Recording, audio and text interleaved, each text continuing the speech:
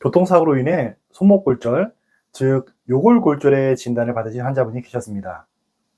처음 보험사에서는 입원해 있는 환자분을 찾아와 500만 원의 합의금을 제시하였다고 하네요.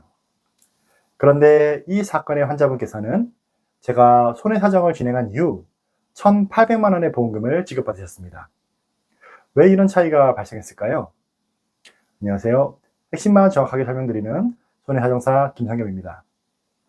오늘은 실제로 교통사고로 인해 손목 골절이 발생했을 때 교통사고 합의금을 어떻게 산정해야 하는지에 대해 설명드릴까 합니다.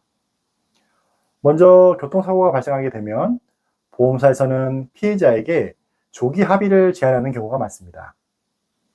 이는 환자에게 지속적으로 들어가게 될 치료비를 감안하여 좀 더 유리한 조건으로 합의금을 주겠다고 하는 것인데, 사실 이러한 조기 합의 제한을 받아들이는 게 유리한 경우가 있고 그렇지 않은 경우가 있습니다. 이를 이해하려면 먼저 교통사고 보험금의 구성을 알고 계셔야 하는데요. 이에 대해 간단히 설명드리자면, 교통사고 합의금은 크게 부상이 있는 경우와 후유 장애가 있는 경우로 나뉘게 됩니다. 예를 들어 단순 염자 타박상과 같이 2, 3주 진단에 해당되는 경미한 사고의 경우 교통사고 보험금은 치료비와 위자료, 그리고 휴업 손해액 정도로 구성되어 있습니다. 여기서 치료비는 지불 보증으로 이미 들어가 있기 때문에 휴업 손해액과 위자료만 따로 다투게 되는데, 위자료는 진단명에 따른 부상급수로 이미 정해져 있으며 휴업 손해액은 일반적으로 입원 기간 동안만 적용됩니다.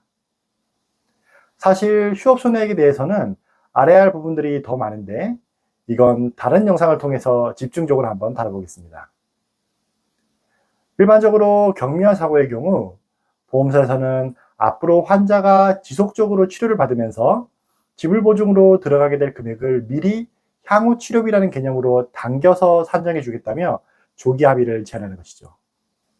따라서 본인이 이러한 향후 치료비를 받고 조기 합의를 할 것인지, 아니면 그냥 향후 치료비를 받는 대신 계속해서 치료에 임할 것인지를 판단하시면 되십니다.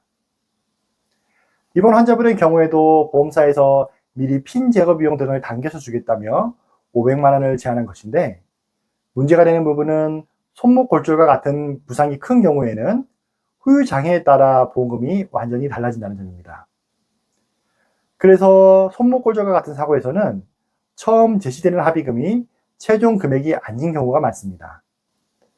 이와 같은 손목 골절은 수술적 치료 이후에도 일상생활에 많은 불편함을 미치는 진단입니다.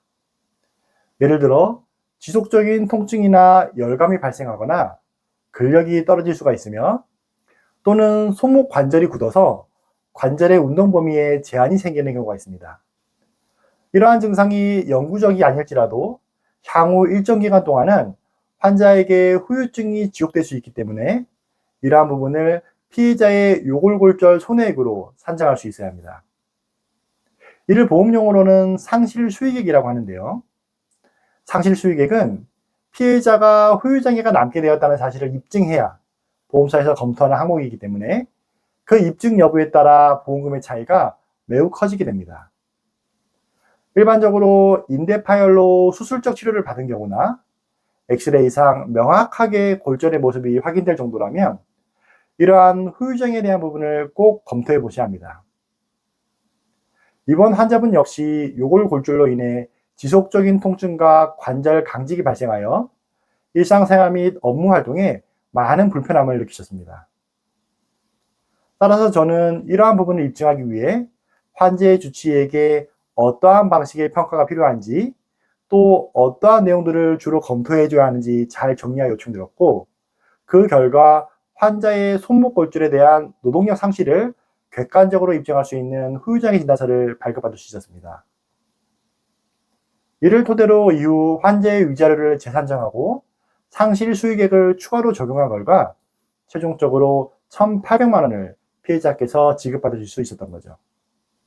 이렇게 요골골절로 인해 후유증이 예상되는 상황이시라면 후유장애에 대한 평가가 매우 중요한데, 같은 교통사고라도 단독사고인지 쌍방사고인지 환자가 가지고 있는 후유장애 특약이 따로 있는지에 따라 들어가야 할 내용들이 달라지게 됩니다.